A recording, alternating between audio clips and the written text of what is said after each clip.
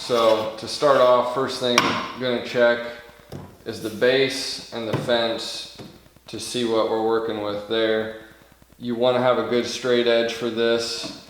This is a Lee Valley straight edge. It was kind of hard to buy it. It seemed pretty expensive, but it's been very, very well worth the investment because you got to have your equipment calibrated well for it to work well. So unfortunately, I already checked this and it's pretty far off. So the base is off and the fence is also off. Borderline bad enough that I probably should take it back and try and get another one, but for the purposes of this video, it'll actually be a pretty good example of how to true it up because it's going to take some work to get everything flattened out. So as far as order of operations, it doesn't make any sense to work on the fence first because we're going to have to take the fence off in order to flatten the base. So first thing I'm going to do is take the fence off. That way I can sand everything I need to on the base. And you just need some Torx wrenches. This is a, looks like a T40 screw. There's 4 of them. Pop these out.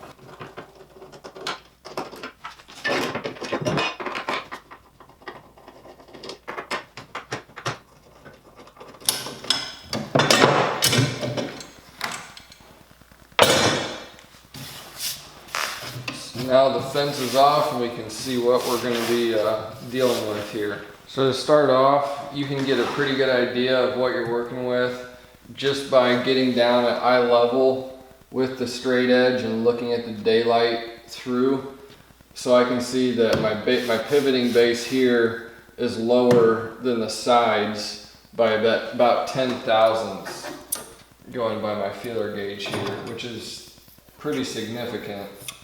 So what I'm going to have to do is sand these sides down and flatten them, but it's also important to watch and see how it changes as you pivot the saw over, because that can change a little bit. So you want to keep that in mind, not just flattening the back side. If you're working on this, you might have to do some work up here also if it changes as you pivot. So I don't know if you'll be able to actually pick up the daylight under here or not, but we're tight on the sides. But here across the middle, we're low. So what tools do we use to flatten it? I've got my ETS EC 150/5, and the important thing here is it's got a hard pad on it, so that's going to help in keeping everything flat. Then you want to just have some sandpaper on it. The lowest grit I've got is 120, so that's what I'm going to be using.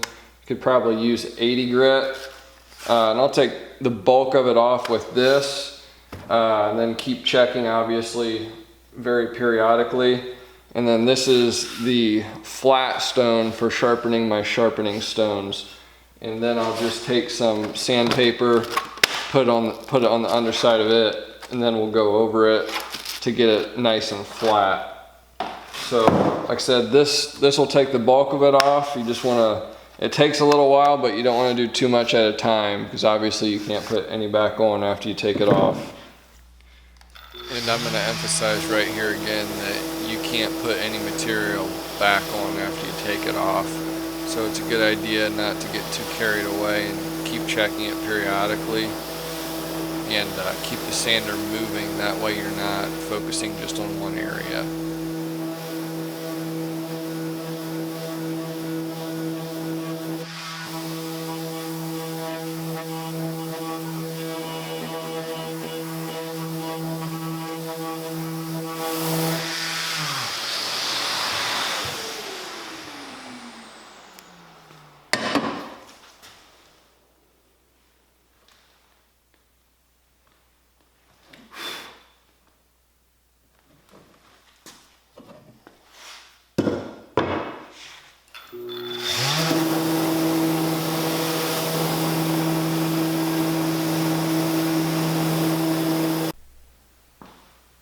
So at this point, I just finished up sanding, probably spent about 10 minutes or so, and it's actually very close.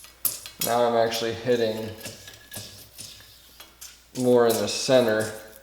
So what I'm going to do now is I'm going to switch to my flattening stone and kind of tweak it with that.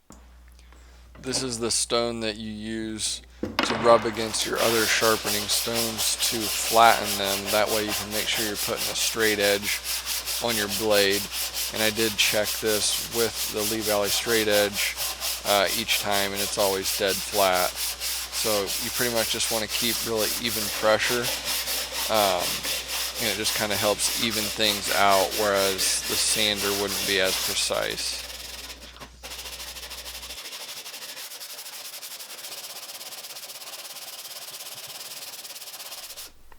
Getting in really close here, you can see here on the yellow insert all the really fine metal dust that it's taking off.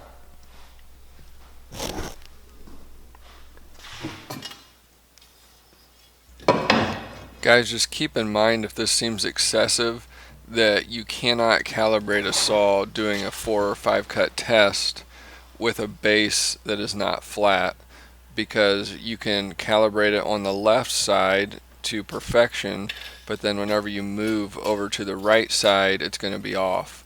So this is a really important and necessary step if you want to really get your saw dialed in.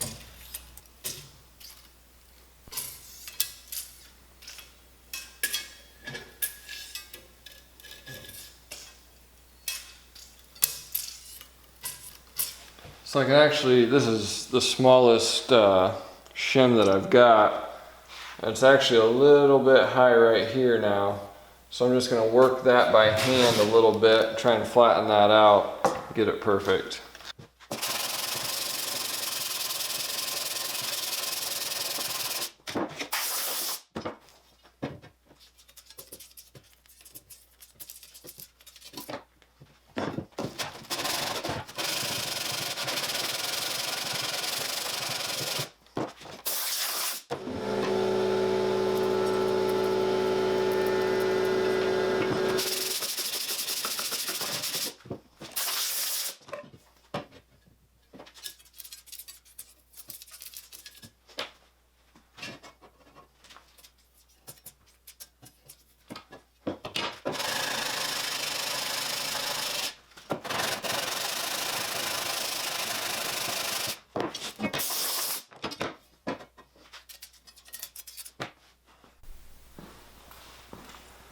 So at this point, I've got everything perfect flat across this way, which is the most important for cutting base vertically and stuff like that. But this is where it gets a little bit tricky, because now we've got to check everything at a 45 and see how it's looking there.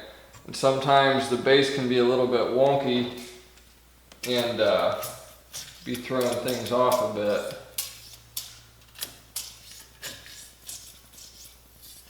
It's actually not too bad.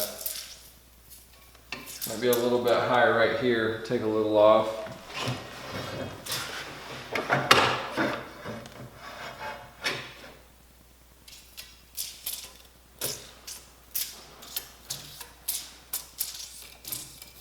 That's actually pretty good.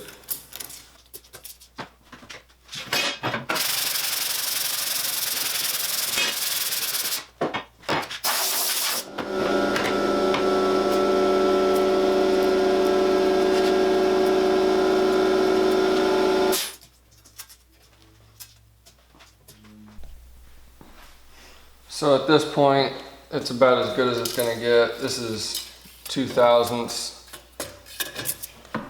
At the critical angles, 0 and 45 in each direction. It's really close.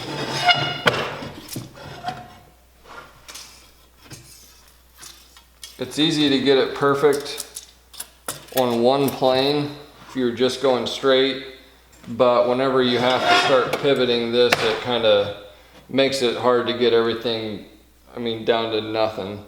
So you gotta know when to quit, I guess. But 2 thousandths is pretty good.